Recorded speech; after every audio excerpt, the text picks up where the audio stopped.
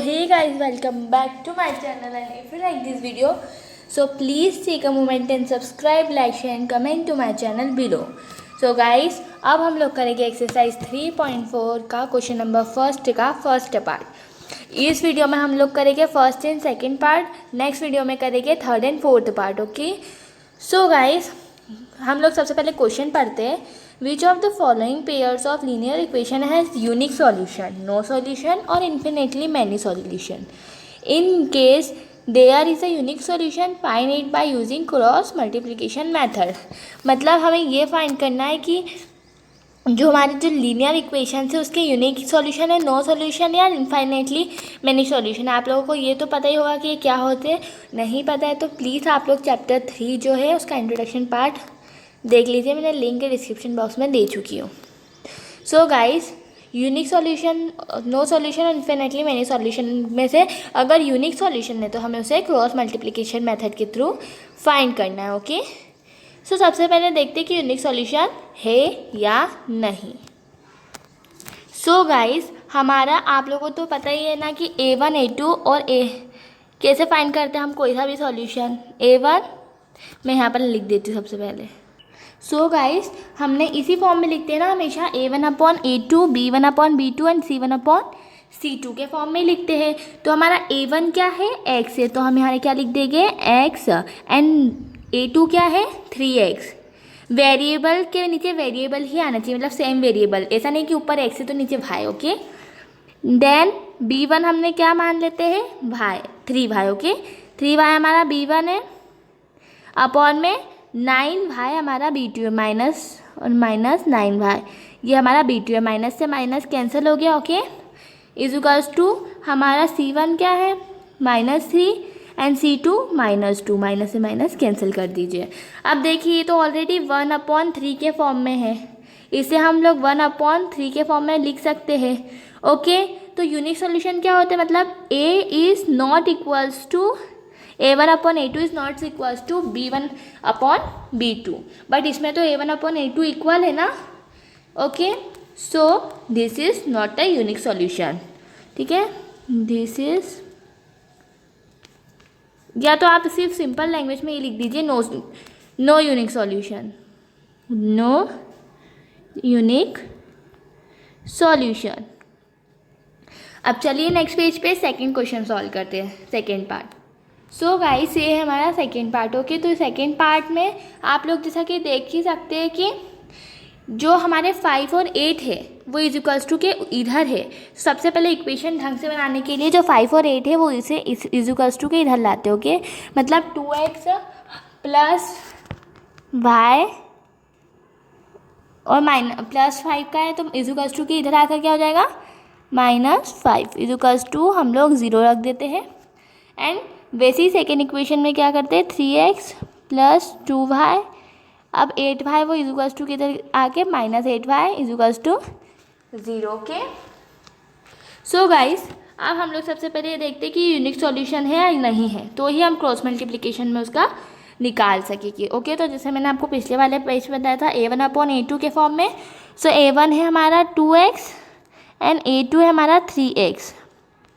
Okay, plus B1 है हमारा y and B2 है हमारा 2y, यहाँ इक्वल्स टू आएगा guys. Okay, equals to 5/8 C1/C2। Okay, so आप देख ही सकते हो कि A1/A2 is not equals to B1/B2। Okay, so हम यहाँ पर लिख सकते हैं it is a unique solution. Okay, मतलब A1/A2 is not equals to B1/B2 होता है तो वो क्या हो जाता है, यूनिक सॉल्यूशन होता है। ओके, लाइंस कैसी होती है उनकी, intersecting lines.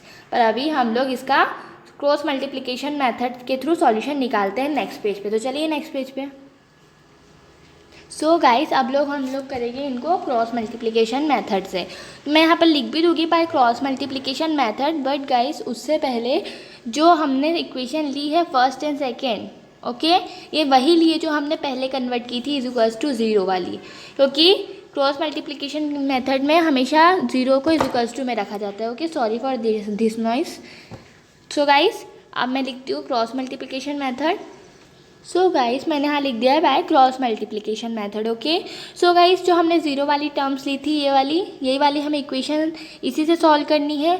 Okay so guys आप लोग क्रॉस मल्टीप्लिकेशन मेथड में एक काम करना, जब सबसे पहले आप लोगों को कुछ नहीं करना, एक्स लिखना एक जगह पर, या तो फिर ए बी और सी लिख सकते हो आप, और मेरी बात मानो तो एक्स वाई और जो कांस्टेंट है हमारा मतलब सी, उसको 1 ले लेना। ओके 1 लेट करना। अब x वाली जो टर्म है ना a1/a2, उसके जो कॉफिशिएंट है वो x के नीचे लिख देना। y वाली टर्म के जो कॉफिशिएंट है जैसे y का है, एक तो 1 है और एक है 2। ओके सो ये उसके नीचे लिख देना। एंड हमारे मतलब कांस्टेंट टर्म मतलब c के कॉफिशिएंट 1 के नीचे लिख देना। ओके सो गाइस हमने इसे लिख दिया है। अब हमें क्या करना है, अगर हमें x की वैल्यू फाइंड करनी तो x से हमें कुछ नहीं इंटू करना है, जो y के है उनको क्रॉस इंटू कर देना है। ओके सो इन दोनों को हम लोग क्रॉस इंटू करेंगे y और 1 को x की वैल्यू फाइंड करने के लिए। ओके सो हम लोग को क्या करना होगा, x लिखना है नीचे, इसके नीचे लाइन खींचनी है। ओके ये बात अलग हो गई, ठीक है, ये आप यहाँ पर एक हमने छोटी सी लाइन खींच दी है, समझ लिया हमने ये। अब हम लोग इन दोनों का क्रॉस इंटू करेंगे। सो 1 8 जा -8 as it is. Okay and minus as it is ही लगाना है गाइस। ओके 5 2 जा -10। ओके ये हमारी x की वैल्यू है। अब हमें y की वैल्यू फाइंड करनी, तो x और कांस्टेंट टर्म को क्रॉस मल्टीप्लिकेशन करना होगा यहाँ, मतलब ऐसे। ओके तो अब हम लोग क्या करेंगे, y लिखेंगे और उसके नीचे जो हम इंटू करेंगे उसको लिखेंगे। ओके तो y के नीचे हम लोग क्या लिखेंगे गाइस, 2 8 जा 16, सॉरी हाँ 2 8 जा 16 होता है ना, सो -16 एज इट इज़ -5 3 जा 15। ओके तो -15। अब हमें कांस्टेंट टर्म का फाइंड करना है, तो हमें x और y का क्रॉस इंटू करना है। तो 2 2 जा 4 and minus as it is 3 1 जा 3। गाइस आप लोग यहाँ पर एक काम करना, एज इट इज़ सही हमने सारी लिख लिया। ओके सो हमने इसकी सारी वैल्यूज़ निकाल ली है। अब इसे सॉल्व करते हैं। ओके सो इन दोनों को माइनस माइनस क्या होता है, प्लस। ओके और माइनस प्लस क्या होता है, इसका आंसर हमारा आ जाएगा 2।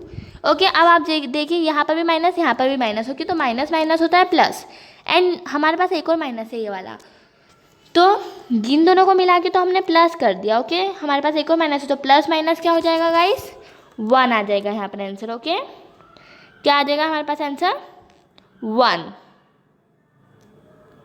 -1 आएगा, बिकॉज 16 के आगे हमने बड़ा साइन है 16, दैट्स वाई।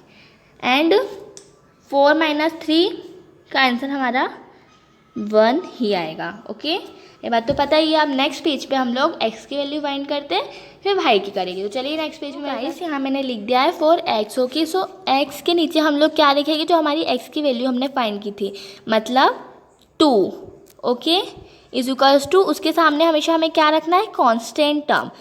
ओके हमेशा याद रखना उसके सामने हमें कांस्टेंट टर्म रखना है।